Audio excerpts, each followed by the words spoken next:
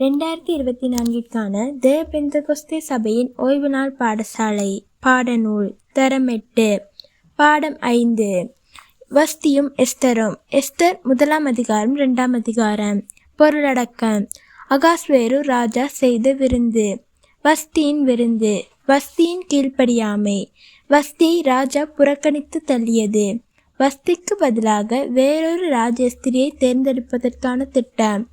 அவர்கள் கன்னிப்பெண்களை கூட்டி சேர்த்தனர். அவ்விதம் கூட்டி சேர்க்கப்பட்ட கன்னிப்பெண்களில் எஸ்தர் ஒருத்தி.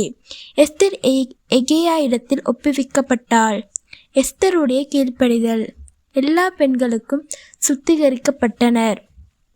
கன்னிப்பெண்கள் ராஜாவிடத்தில் பிரவேசிக்கும் விதம். எஸ்தர் ராஜாவிடத்தில் அழைத்து செல்லப்பட்டாள். அவளுக்கு அவர் சமூகத்தில் தயை கிடைத்தது. எஸ்தர் பட்டத்து எஸ்திரியாக்கப்பட்டாள். போதனை.